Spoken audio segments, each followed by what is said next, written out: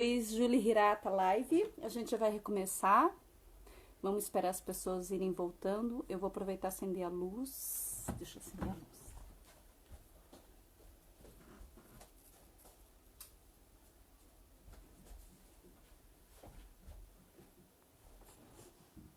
Eu vou ficar mais quietinha porque a minha conexão não está muito legal e eu estou recebendo bastante mensagem de que quando eu falo... Tá cansado?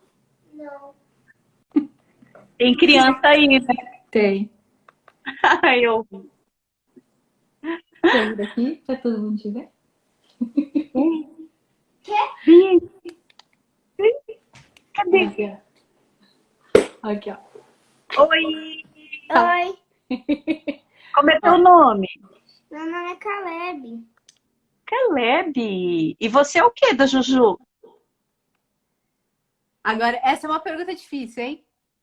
O que é essa sua? Tia. Ai, que delícia! Muito bom. Ele é uma Ô, Ju, figurinha. Diga. então, você estava falando, eu vou falar pausado, que eu falo muito rápido e o negócio trava.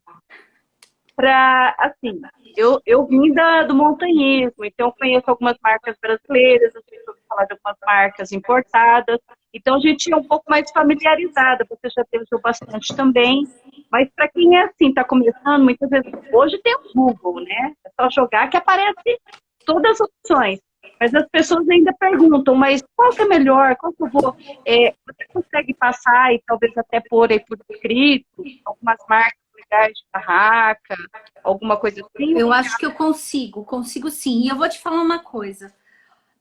Sim, hoje tem Google, mas nada substitui a experiência.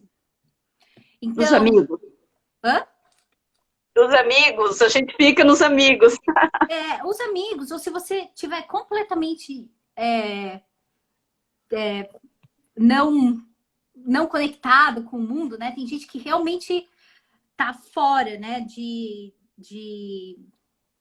Desse, desse universo. Vale a pena visitar uma loja um dia. Vale a pena dar uma olhada e conversar com o vendedor, sabe? Em tempos em que a gente tá desqualificando, tá informatizando tudo, valorizar o conhecimento humano faz parte de uma contracultura importante. E a experiência no mundo da aventura não tem como substituir. Então, conversar com uma Chica da Alpamayo, né? Vi. Conversar com você que tem essa experiência. E mesmo nas redes sociais, mas ir numa loja. Por exemplo, lá em São Paulo, tem uma loja que está há muitos anos no mercado. Os caras estão sobrevivendo com loja de rua, sabe? O tempo todo ali. Eu acho que vale a pena ter a Trilhas e Rumos. Vi coisa das trilhas de rumos, você acredita?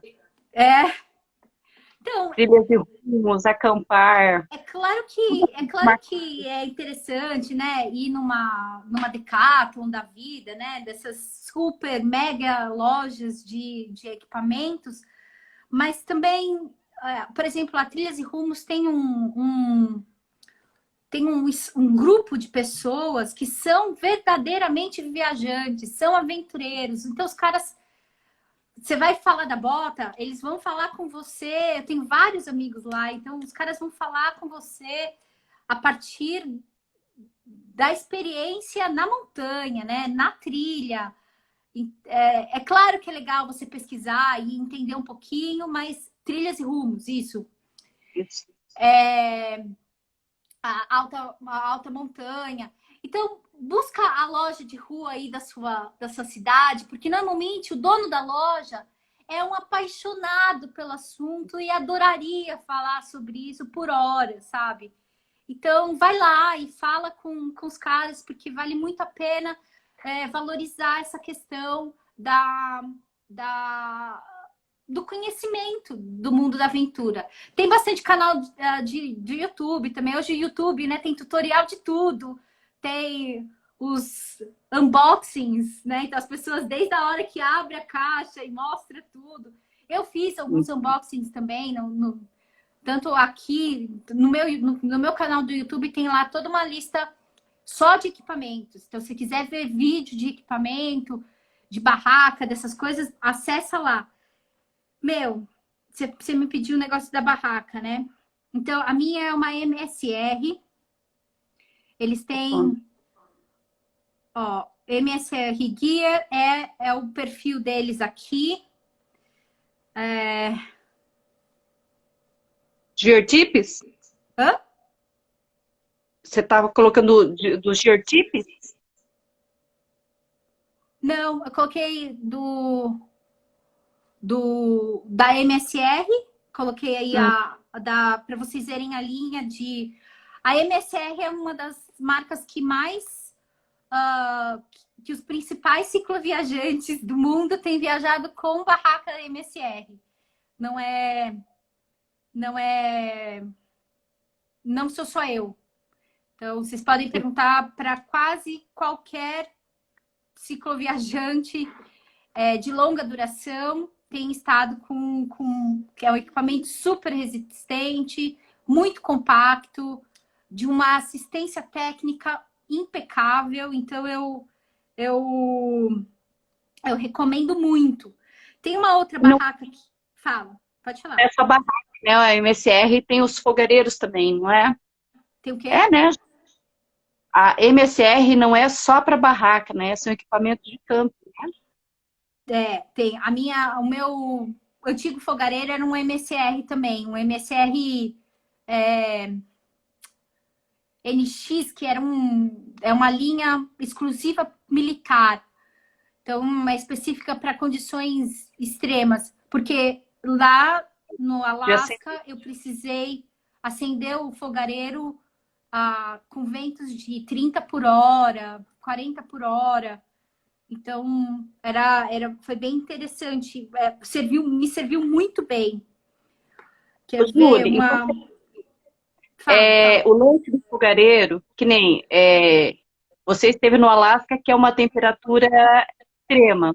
E quando a gente faz alguma montanha, 2.900 de altitude, alguma coisa, eu fazia, mas há muitos anos atrás. E fica aquela coisa, o teu fogareiro comum, aí tem a espiriteira, aí usa o álcool, usa gasolina, usa querosene.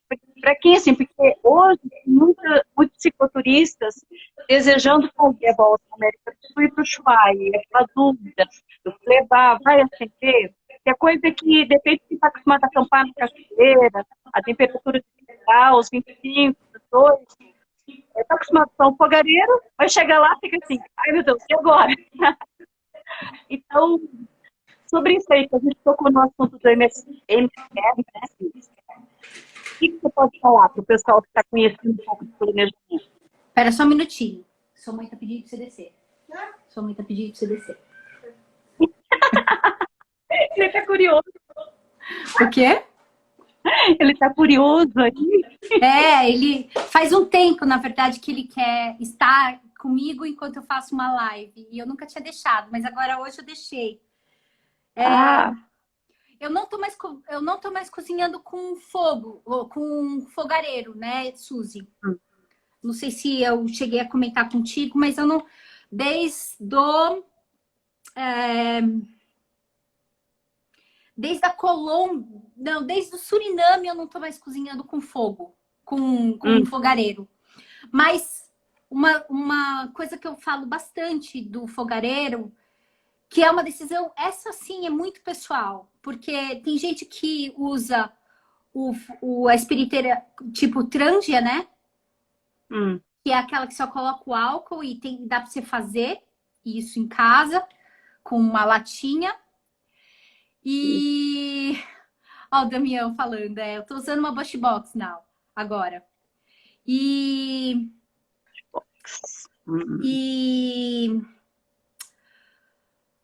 tem gente que gosta de usar, dá para usar, então, o Trangia, né, que só aceita álcool e é bem pequenininho. Dá para usar aquele gás, que é um problemão. É um problemão para você conseguir o gás, os tanquezinhos de gás. E o lixo que aquilo gera é horrível. Então, é um dos que eu não recomendo. E o terceiro é o multifuel, o multicombustível, né? Que você pode colocar qualquer combustível líquido que sob pressão vira gás, e era o que eu usava. Então, qualquer lugar que você vá, tem um posto de gasolina, você pode colocar gasolina, diesel, álcool, qualquer coisa, coloca ali, é super barato, não gera resíduo, né, de lixo, resíduo sólido, pelo menos, gera resíduo, gera poluente, mas eu cozinho muito pouco. E tenho dominado as técnicas de fogo, de fogueira. Então, agora eu carrego um massinho assim de madeira e cozinho com madeira nessa Bush Box, que eu não tenho aqui para mostrar, mas eu tô para soltar um vídeo dele, como que ele funciona, que é uma caixinha de titânio, uma minha de titânio, com grelhinhas, e ali você faz uma fogueirinha e cozinha.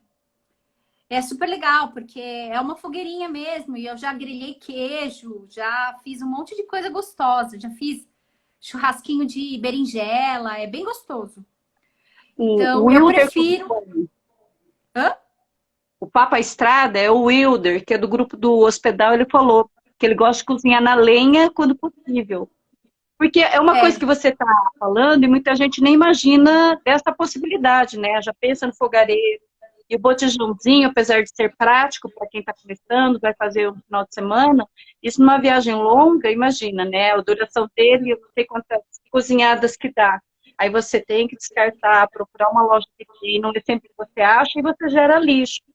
E esse multicombustível que você está falando, o Pernas de Aço também chegou eles ficam nas tentativas, nas engenhocas, né? Eles chegaram a fazer. E eles estavam na tentativa, experimentando o que eu estava com eles. E esse sistema que não é que você taca fogo, como você põe o álcool da espiriteira. Ele faz um canudinho aqui, aí gera o gás, aí gera o fogo. Tem a pressão. Tem um vídeo no YouTube de eu cozinhando no México, que eu mostro bastante como funciona. Quem quiser acessar lá, tá lá no YouTube. Ele é prático, mas esse daí tem um lance que, por exemplo, se eu cozinho, a minha cozinha é uma cozinha que usa eu tenho uma leiteirinha e uma frigideira, né? Que é uma frigideira com bordas mais altas. Já aconteceu na frigideira de eu fazer um risoto e eu senti traços do combustível na comida.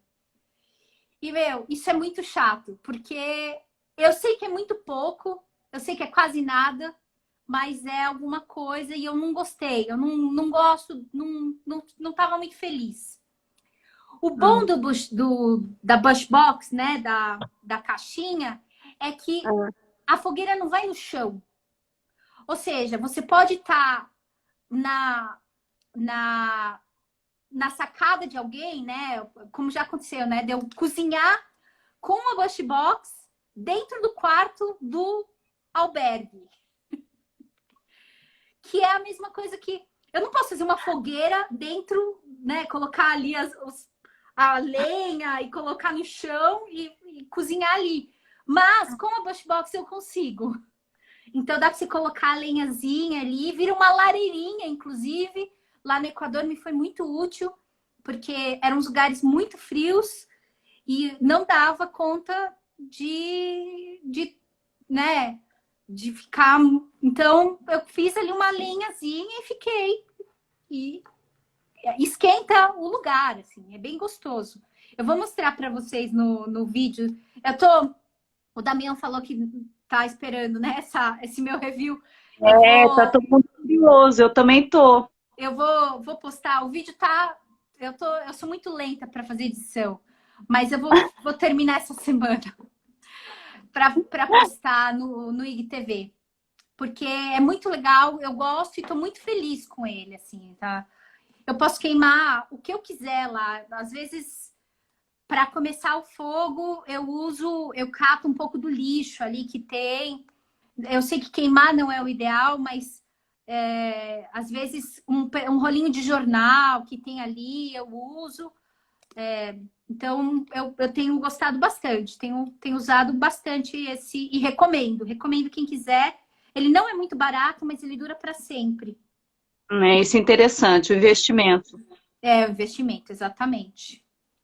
Isso aí é uma coisa que volta e meia nas lives a gente fala, na hora do... Para quem não faz justamente planejamento, que é o tema da live, e resolve de última hora, muitas vezes está sem grana, pega o que tiver, pega perto, não consegue fazer pesquisa e compra, vai, uma viagem. Mas às vezes quebra durante a primeira viagem, um mês, dura um ano, e daqui a pouco está tendo que investir de novo. E a Chica falou uma coisa importante, que além de você quebrar e ter que gastar de novo, tem o lance de gerar lixo, né? Quando você faz troca de equipamento. Então, essa coisa de você pesquisar um equipamento muito bom, eu tenho coisa do montanhismo, quando eu fazia, que tem coisa que são 20 anos de uso. Então, ali, né? Tem uma também, mas a barraca tá aí, saco de dormir, anorak, calça que é o anorak, então vale a pena, realmente, né? Uma confusão muito comum, né, que se faz. Eu sou cicloviajante, eu não tenho dinheiro, mas os meus equipamentos precisam ser bons, justamente porque eu não tenho dinheiro. Para eu não precisar comprar muitas vezes. Então, eu compro uma vez e uso para sempre. Quase todos os meus equipamentos, nenhum deu problema até agora. Então, tem dado super certo para mim essa coisa do comprar uma coisa e comprar muito bem. As minhas substituições são muito conscientes nesse termo, porque gerar lixo, gerar resíduo, o impacto da minha passagem pelos lugares, eu sempre penso que ele deve ser o menor possível, né? Então, desde o lixo até que tipo de economia que eu estou movimentando. Então, essa coisa do comprar no posto de gasolina, né? É uma coisa que me incomodava um pouco. Essa coisa do ainda ter um cheiro de gasolina no ar quando eu queimava meu combustível, era uma coisa que me incomodava. O lance da madeira, de usar a madeira, né? Alguém fala assim, se você achar lenha seca. Eu ando sempre com um feixezinho bem pequenininho que eu vou catando, né, ao longo do caminho, e tem um saquinho, estanque, que fica preso na minha bicicleta, assim, não pesa, não é volume. Eu acho muito legal, assim, o esquema da madeira, porque eu não fico esperando também parar num lugar que tenha madeira. Eu carrego, eu não tô carregando lenha, né? Não é aquela coisa enorme, né? O bom da Bushbox é que você consegue colocar pedaços de madeira bem pequenininhos. Então, ela é bem compacta nisso. Então, eu não queimo muita madeira, tem isso, né? Eu queimo pouca madeira, porque toda a caixinha ela é feita para otimizar a queima e conduzir o calor num sentido ali, né? É muito bem aproveitado. Eu achei que de todos os sistemas que eu usei até agora, esse tem sido o melhor. Nossa, ô Júlia, eu não sei como é que você tá para programação, mas dá vontade da gente, bom, ou eu ou alguém vai te convidar, né? Você tem que ter para você falar. Vou fazer uma live de equipamentos, hein? Bora! Que é legal? Nossa, olha a ideia. Eu queria muito fazer uma live de equipamento com os equipamentos. Porque eu ficar mostrando aqui, né? E eu tô sentindo muita falta das minhas coisas lá que estão no Equador, né, Suzy? Tá tudo lá. Então... Porque, assim, o meu círculo, que é bem menorzinho, seu, essa coisa de montar bicicleta, começar a pegar um busão, já é uma coisa que tem bastante gente que tem cidade que não viaja porque não tem coragem de montar. e desmontar suas rodas na bicicleta, virar um chão. É uma coisa bem básica. Então, às vezes, assim, uma vez a gente estava conversando sobre ter a bicicleta atrás e mostrar isso. No começo da live, quando você falou que você é a mecânica da sua bicicleta, ai, Júlia, isso aí dá uma live muito boa. Principalmente, independente se é homem e principalmente para as mulheres. Aí a ela já está falando. Se você topar, a gente programa aí pela frente com alguma bicicleta.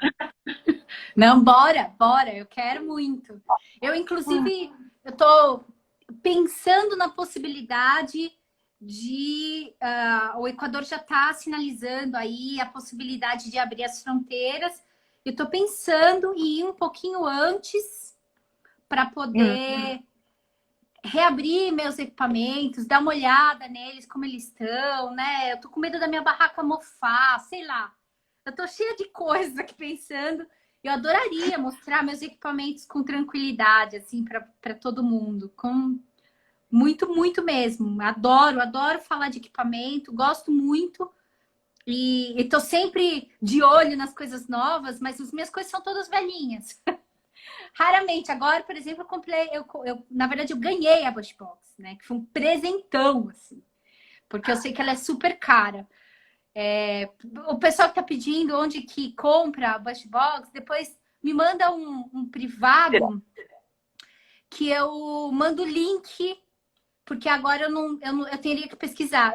Eu mando o link da loja da minha, que aí eu mando para vocês e vocês dão uma olhada.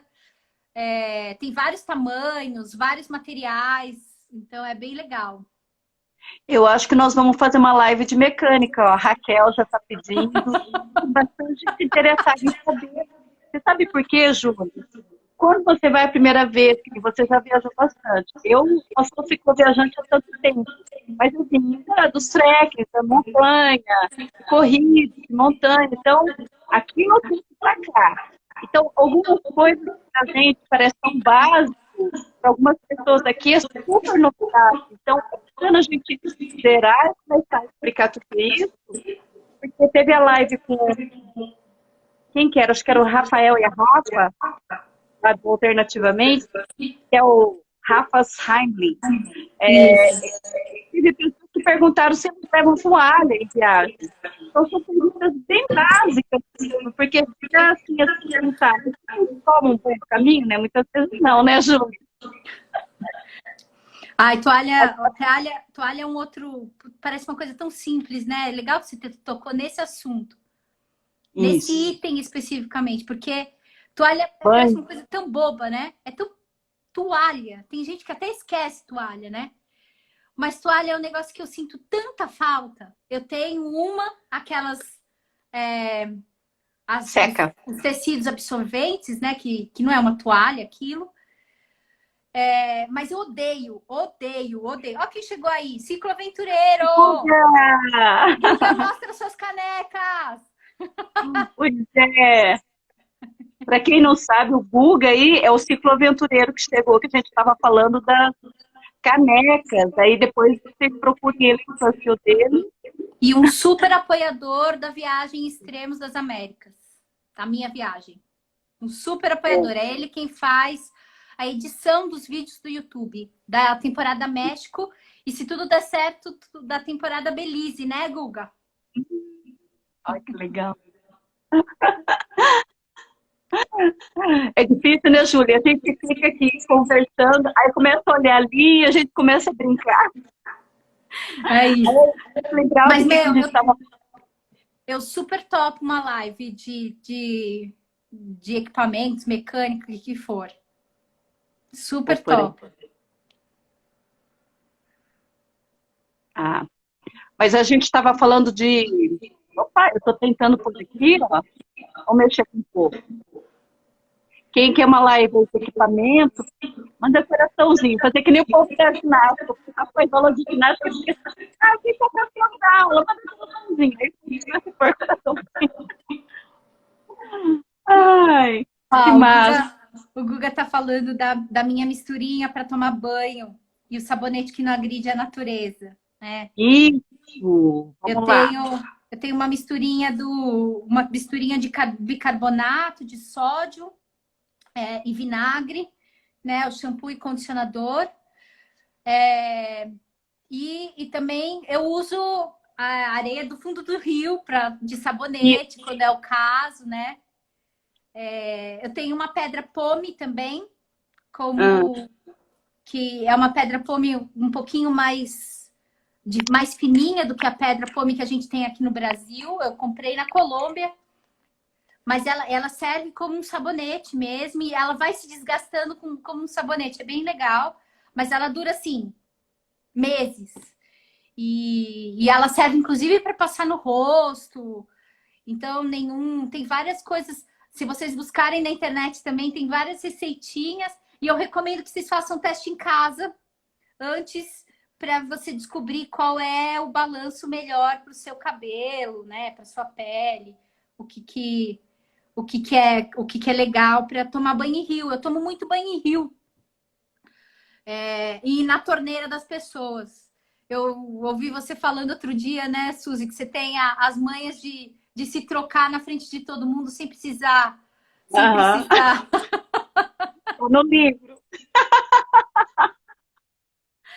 Eu vi suas técnicas de tirar o sutiã, né? De tirar o top. Com o biquíni aqui, enfia o outro, aí tira um por cima, um por baixo. É isso. Ai, desde que eu cortei o cabelo, eu me libertei.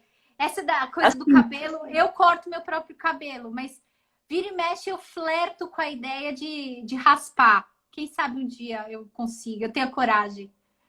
A Ana Clara, do Ciclo Florescer, que acompanha Pernas de Aço, raspou esses dias, né?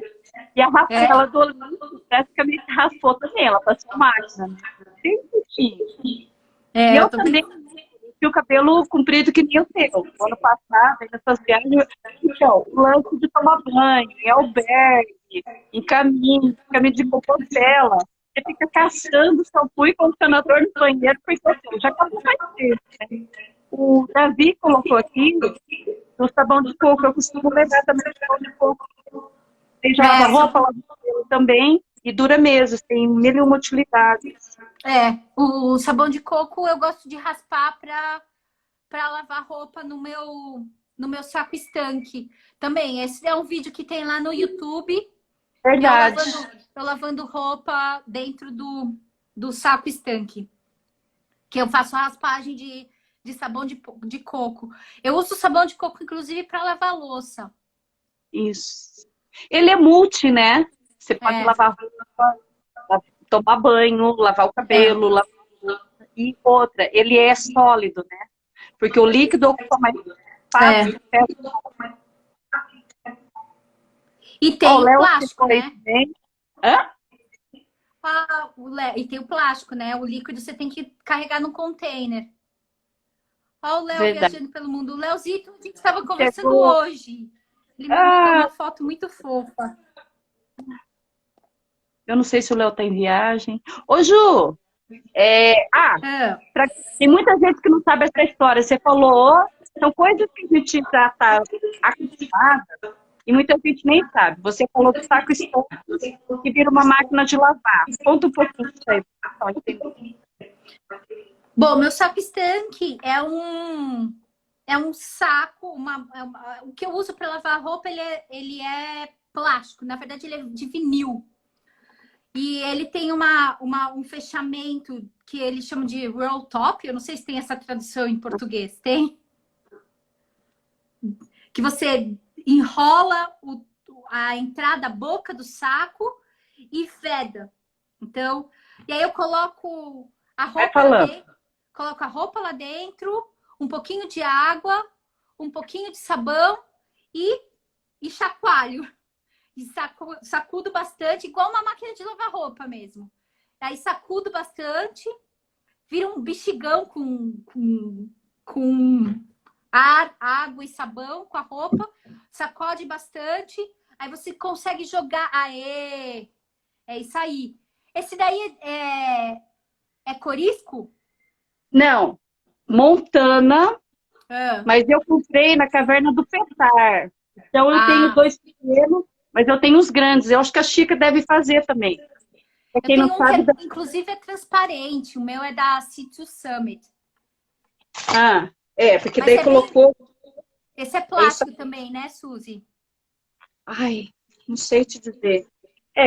E aqui é assim, né? Para quem não sabe como é que funciona, aí fechou, clipou, rolou aqui, aí ele fica. É isso aí. O meu é legal porque ele é transparente, então dá para ver as coisas lá dentro. Então, dá para, se tá muito sujo ainda, eu usando mesmo a própria, eu dou uma esfregada assim. É uma ótima máquina de lavar roupa. Aí eu consigo descartar a água fora, ou seja, na estrada, eu jogo para limpar óleo, alguma coisa assim, e não jogo no rio de volta, né? Apesar de ser o, o sabão de coco, eu tento jogar num outro lugar, assim, não jogo no rio. Você descarta, tem lá todo um jeito de descartar. É a mesma coisa de escovar os dentes, que você tem que jogar, espirrar, né? Não joga, não cuspe. Ah, gente, essas coisas não dá, não tem jeito de não ser visual. Você não joga, não Não, cuspe. Você tem que dar para fazer um spray. Esse é o jeito certo. É o jeito mais ecológico. ô Júlia, o lance da areia, no tempo que eu ia para trilha também, eu sou meio afastadona assim, indo só para trilha, né, sem bicicleta. Mas até lavar louça com areia, de fundo de rio, para não usar o detergente, para dar aquela limpadinha primeiro. Então tem Total. várias coisas que dá para ir ensinando mesmo as pessoas que nunca acamparam. É bem bacana. O Isso quando Léo eu já lavo, falou, né? Às vezes eu só passo um paninho. um papelzinho, um É, paninho, papel higiênico, e aí joga e guarda ali, né? Quando é é, uma quando tem um olhinho, alguma coisa, para não ir o óleo na beira do rio. é Aí isso o Léo aí. já colocou aqui. O cicloviajante é o bicho mais criativo, né? É. Os baldes também, para quem usa o balde alforge, joga tudo de dentro do balde, joga a água lá dentro. Aí tem mil utilidades, né? É isso. A gente vai entendendo o que que é sujeira, o que que é sujeira e o que que não é. Esse papelzinho que limpa a panela, ele serve para começar o fogo no dia seguinte. Então tem várias coisas assim, nada se perde, tudo se transforma. Comer Muito com um bom. pouquinho de terra, comer com um pouquinho de terra também não tem problema. A Raquel perguntou do coletor. Eu uso coletor e sou uma super defensora do coletor. Já uso o coletor tem mais de 10 anos e é uma maravilha. Ele é mais limpo, ele é mais higiênico em termos limpo em termos da interação nossa com o meio ambiente, ele é mais higiênico da interação dele com a gente, ele é mais saudável, né? Todos os estudos ginecológicos apontam para uma flora e fauna vaginal muito mais saudável, muito mais equilibrada quando se usa o coletor. É um instrumento de autoconhecimento incrível. Você sabe quanto você menstrua, você sabe a cor da sua menstruação. É um ótimo adubo para quem quiser. Dilui um pouco de água e coloca no pé da plantinha, que é Olha, um ótimo adubo. quanta coisa. Nossa, não tem fim para se falar de equipamentos, de coisas que se leva, de dicas, na verdade, né? Quantas coisas, né? Ô, E Júlia, deixa eu te fala. perguntar uma coisa, que muita gente deve te perguntar. Que até na hora de eu fazer a divulgação da live, eu fiz questão. A foto do início e a foto da borboletinha agora. O volume de bagagem. Bom, assim como os equipamentos, né? Vai tudo se adaptando com o tempo. Então, coisas que me incomodavam passam a ser coisas que eu pensei em soluções para diminuir. E eu tô sempre me perguntando se eu preciso mesmo daquilo. Então, No Alasca, eu comecei super pesada, mas o Alasca o início do Alasca é um início muito particular, porque os primeiros 800 quilômetros eu ia estar quase que inteiramente na plataforma de gelo e em área sem cidade, então eu tive que carregar comida para 15 dias, muito equipamento, o equipamento de frio é um equipamento muito pesado. Eu tive que carregar combustível, porque não era só para cozinhar, mas eu também precisava derreter o gelo para beber.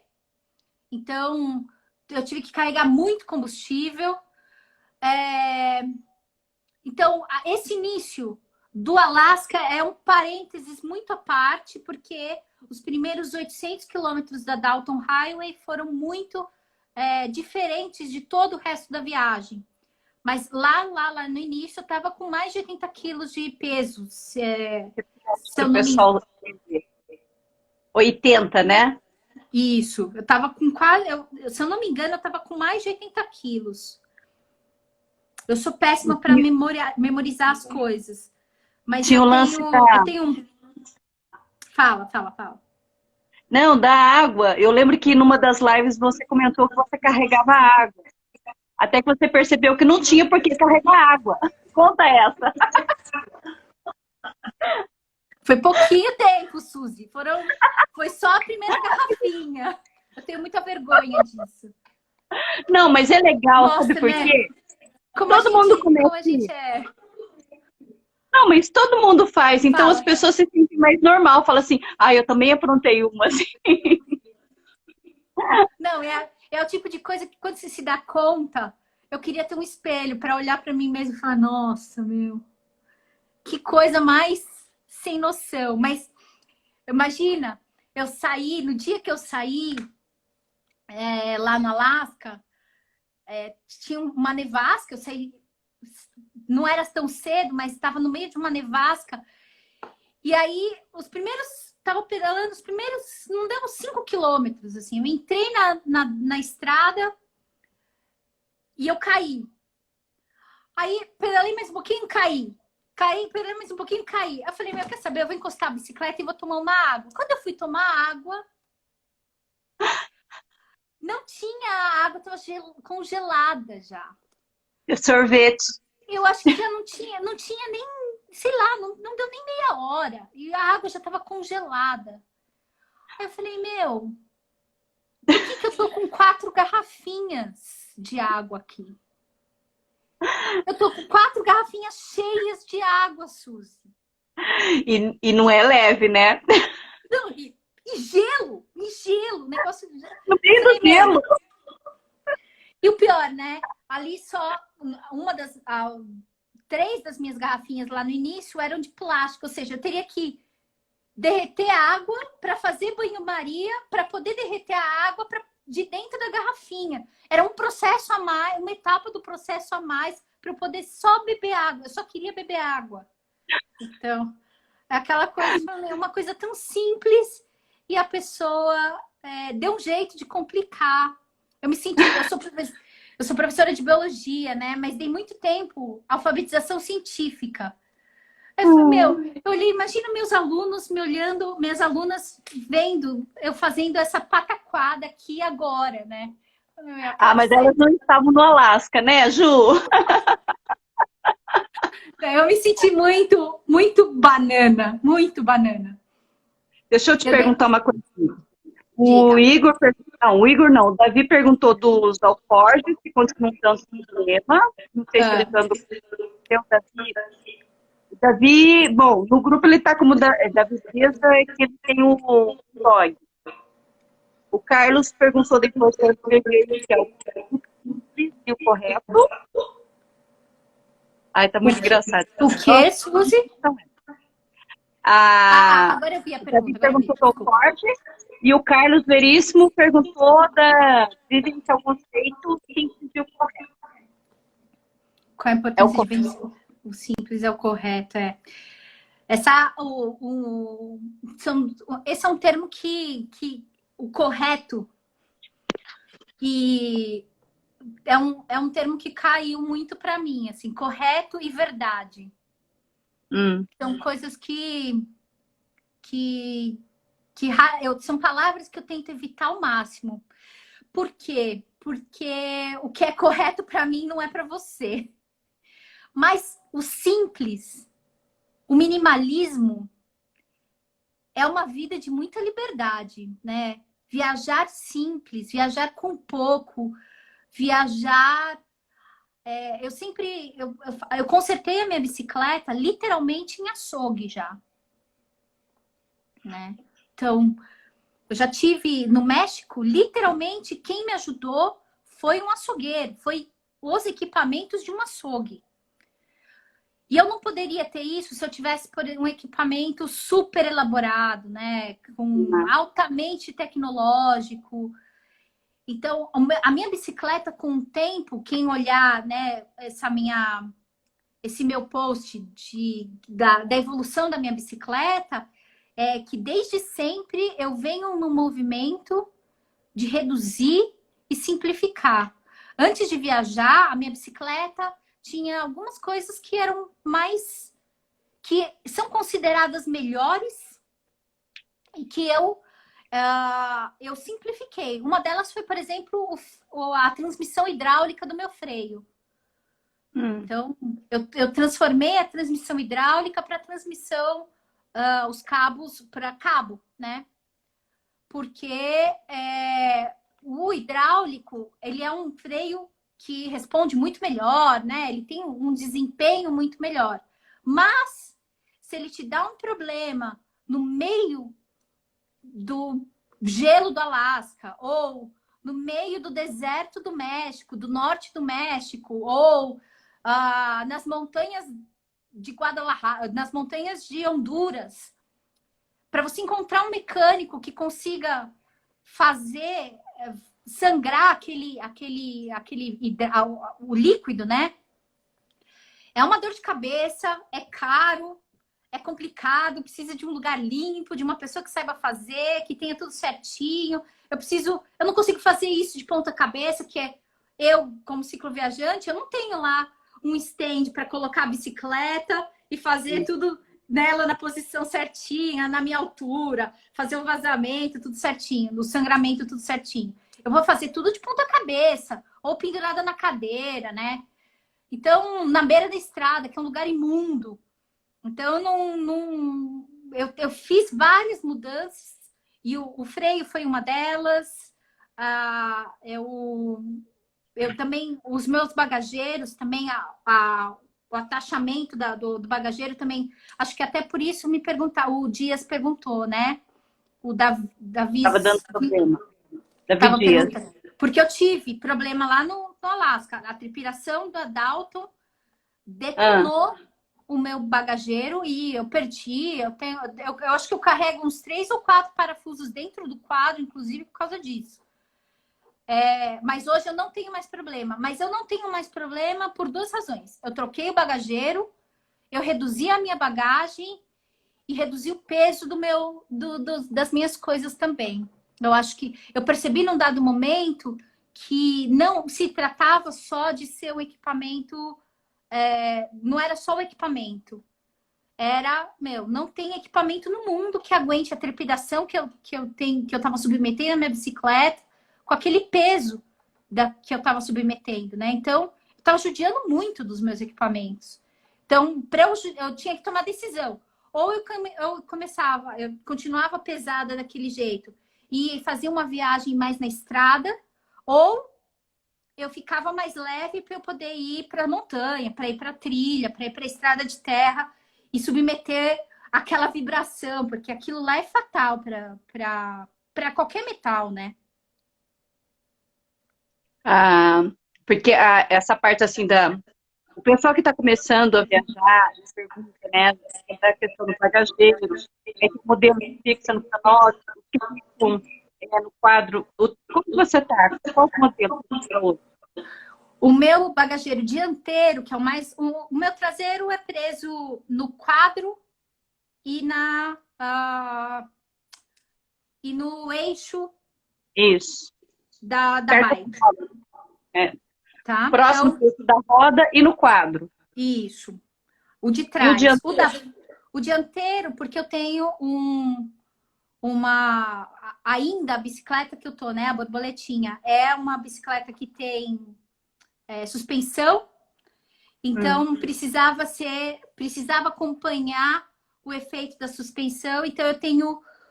ela tá presa no eixo da roda dianteiro e com braçadeiras móveis no,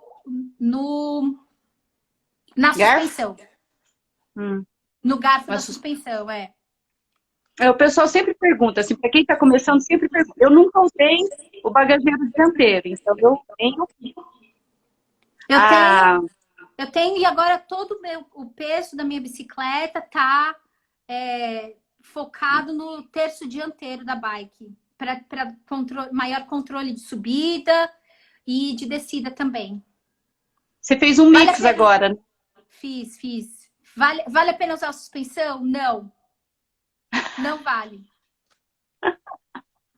Se você for comprar uma bicicleta hoje, eu recomendo que você compre uma gravel, que é uma geometria feita para suportar e dar mais conforto na terra. E a não ser que você vai fazer muito downhill e mountain bike, aí sim vale a pena usar suspensão, né? Depende do seu tipo de viagem. Mas se você vai fazer um misto, eu recomendo o modelo gravel. Busquem aí, que vale muito a pena. A gravel da Specialized, elas são lindas. Eu vi tem um canal de podcast de bicicleta que eles falam especificamente da gravel. Vou ver se eu coloco depois esse vídeo também. Ah, É bem legal, interessante. Suzy. É, bem Depois eu te legal. passo. Porque Eu você quero... falou da suspensão, eu dou risada, Júlia, porque bem no começo o Olímpio respondia muito sobre isso e ele era muito prático. Então, o que ele dizia, né? As bicicletas foram mudando ao longo do tempo, para ele também. Mas ele falava, você vai carregar 1,5 kg de uma suspensão ou você prefere levar em comida ou em água? E a suspensão Exatamente. mudou, né? Ela era no garfo, você tinha de parar, alcançar, porque se eu fizer esse movimento, eu caio. Então, eu tinha de parar, mexer lá embaixo, liga a suspensão, né? Aciona, desaciona. E agora sim, o modelo aqui na mão facilita. Mas essa história de você ter que tirar e colocar, muitas vezes as pessoas nem colocavam, esqueciam. Então ele falava, então leve comida, leve carne, né? A parte mecânica, não nem a parte de peso, né? Mecânica. Não, eu acho super legal você falar disso, porque são aquelas trocas que parecem, é só 1,5 kg, são só 200 gramas, que faz toda a diferença no conjunto total. Eu coloquei aí o @ do Drop São Paulo, que não, tanto no perfil deles, como no site, eles têm todo um material para bikepacking e eles falam bastante das bikes gravel. E o Cicloaventureiro também tem postado bastante coisa sobre bikepacking. Inclusive, o Guga fez a competição não, né? Fez aquele circuito bikepacking Brasil. Você foi, inclusive, né, Suzy? Uhum. E você foi no bikepacking? Não, eu vi você de Alforge, né? Né, eu só tenho o Alforge e eu fui assim no tapa. Eu fui dia 9 de dezembro e fui de busão. Eu fui com o que eu tinha, cheguei, esperei, fui na rodoviária, encontrei com eles e aí eu saí. Eles foram de bikepacking e eu fui de Alforge. E é isso que eu queria te falar. Porque quem vê a borboletinha no início até hoje já tem a bolsa do bikepacking, no quadro, meu sistema de guidão, que tem muita gente que me pergunta. Aí eu falo, o guidão ele é super valorizado para carregar as coisas do bikepacking. Você fez um mix. É bacana você comentar, porque tem gente que ainda não está ligado sobre o que é. No Google, ele fala bastante coisa do bikepacking. Esses dois sites eu recomendo muito. É o do Cicloaventureiro e o Drop São Paulo. São dois, o Drop SP, né, que eu coloquei aí em cima. Eu recomendo muito porque começa num beabá muito básico do que é bikepacking, do que é bike touring, do que significa... O próprio Guga agora está com um conjunto de bolsas maravilhoso de uma empresa sul-americana, que, ou seja, essa coisa do valorizar também a indústria latino-americana, eu acho que é bem interessante. Eu tenho a bolsa, tanto a minha bolsa de selim, como a bolsa de quadro, elas foram feitas por 2 cicloviajantes, não são latino-americanos, mas foi feita tudo manual, eles fazem, não é uma fábrica, foi tudo feito por eles, que é a sete roads, né? Sete estradas, 7 roads, que é super, eu recomendo, tem uma capacidade maravilhosa. Mas esses 2 sites que eu dei, tanto o perfil aqui no Instagram, como o site, tem muito material para pesquisar sobre bikepacking. Alguém me perguntou aí, alumínio, quadro de alumínio ou quadro de cromoli? Tudo depende do tipo de viagem que você vai fazer, né? Mas se você tiver a oportunidade de encontrar, o que não está tão fácil de encontrar cromoli, vale muito a pena. A Sense tá com o quadro da Versa, que é a bike do Guga, ou do Guga não, do Léo. A Versa tem um alumínio de altíssima tecnologia. É um alumínio que usa toda uma forma de dobrar e uma camada dupla que tem uma resistência e uma flexibilidade tão boa quanto a do cromoli. Então, hoje a tecnologia quase que igualou os 2 materiais. Então, eu acho que... Mas depende, ainda vale a pena você dar uma olhada que tipo de viagem que você vai fazer. A Versa da Sense, que é a bike do Léo, é uma gravel e é de alumínio. Ô, Julie, agora, nós vamos daqui a pouco completar 2 horas, falta 7 minutos. Sobre o planejamento, aí quando a gente começou a falar, né, sobre a necessidade de planejamento para poder fazer uma viagem, esse pessoal que está entrando, ou que não acompanharam, o Damião já está falando, sou engenheira. Então, eu gosto desses materiais, viu, Damião? Eu gosto bastante de entender o porquê que essa coisa do cromoli, né? O tempero do alumínio. É uma coisa... Se você visita uma fábrica, o negócio é muito legal. É muito interessante. É ciência pura, né? É muito legal. Então, disso tudo, né, que você fez, mas assim, é muito ativo. Você iniciou com a Alasca, então uma viagem assim, um capítulo à parte, aí você começou a investigar e tal, você parou, você estava no Equador, né? Isso. Então, minha bike tá lá. Esse planejamento, essa flexibilidade, porque tem pessoas, por exemplo, perguntam, o que você faz? Nos inscritos, por exemplo, o que você faz com os inscritos? Aí, por exemplo, o Carlos, outro dia que eu conversei com ele falou, eu despachava para casa, pro correio. Explica um pouco para o pessoal essas mudanças de plano. Assim, se você fosse falar assim, rapidamente, quais seriam as coisas que você mais tem que mudar nesse planejamento inicial? Suzy, só repete essa última parte da pergunta que cortou muito. O teu planejamento inicial, o que mais mudou? Acho que o caminho. O caminho foi o que mais mudou.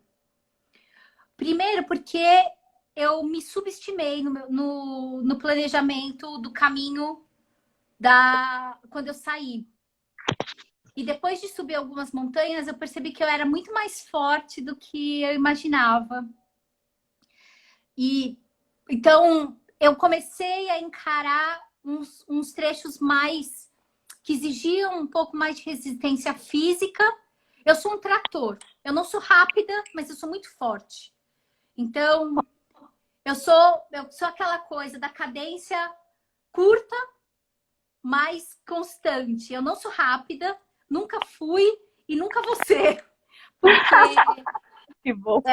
O meu lance é mesmo bem devagar, mas eu percebi que isso era uma coisa que contava super a meu favor. Porque eu conseguia percorrer trechos bastante, eu consigo percorrer trechos de uma topografia bem difícil, e eu não gosto de montanhas, mas eu percebi que eu consigo. Então, antes, o que no meu planejamento priorizava eu sair dessas topografias um pouco mais acidentadas, agora eu incluo, eu não tenho mais medo de incluir topografias mais agressivas, né? Então, acho que a coisa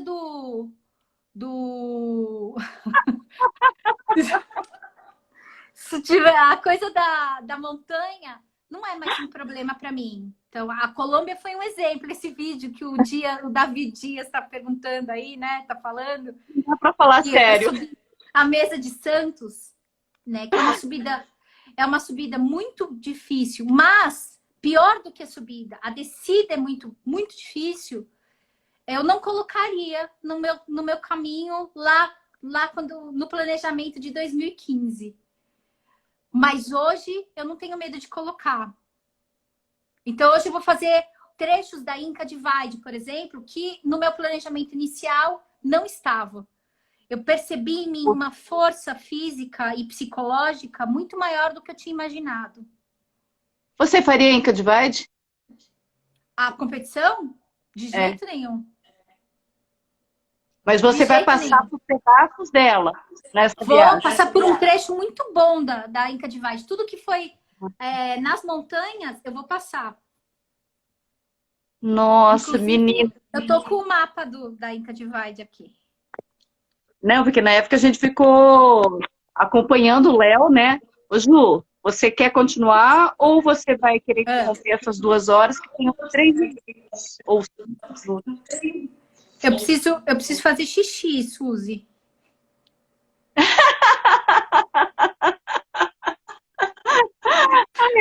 Não, se cair essa live, a gente continua pelo menos para falar um tchau, ou continuar mais um pouco. Então, o pessoal que quiser fazer perguntas, que se a gente não conseguir, aí pode mandar. Eu tenho que parar de falar, Júlio, porque a minha conexão está uma droga. Então, se o pessoal está fazendo as perguntas, eu falo, eu aponto para você e você responder. Meu, não, e eu tô vendo aqui, o pessoal tá mandando um montão de perguntas no privado já. Ai, que legal! Então vai. Eu vou depois eu respondo. Quer responder? Pessoal, depois eu respondo. Não, depois eu respondo. Não vou olhar agora, porque senão eu perco Acho que a gente faz mais uma pergunta e marca uma outra live outro dia. Isso. Gente, aí um outro assunto, talvez equipamento, parece que é uma coisa que o pessoal gosta muito de ouvir, né?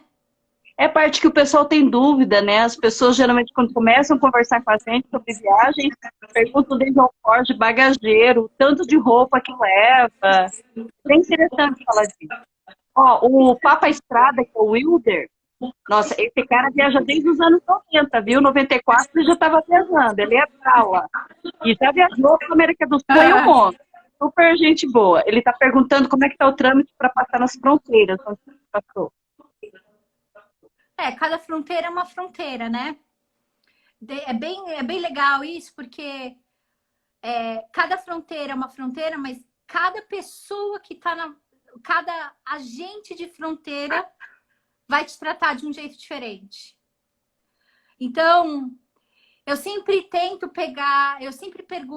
tento descobrir qual é o turno de virada, porque eu percebi que pegar os caras na primeira hora de trabalho, eles estão muito mais tranquilos do que o pessoal que está saindo. Eu tento sempre entender também quais são as horas que passam os principais ônibus, porque também é uma coisa que irrita muito a gente de fronteira, é o ônibus. Eles têm que fazer tudo muito rápido, as pessoas estão super aflitas, é uma situação de tensão de duas partes. Tanto o agente de fronteira como os turistas precisam ir, porque o ônibus pode sair sem eles, tem aquela loucura. Então eu tento evitar, se eu chego junto de um ônibus, eu sento, faço um café, 20 segundos. Como um pãozinho e você quer entrar de novo para falar tchau? A gente entra para falar tchau. Tá bom. Então, Para você terminar de falar isso. trâmite de fronteira, cada uma é uma e cada pessoa que está lá é uma coisa. Então, não dá para, não tem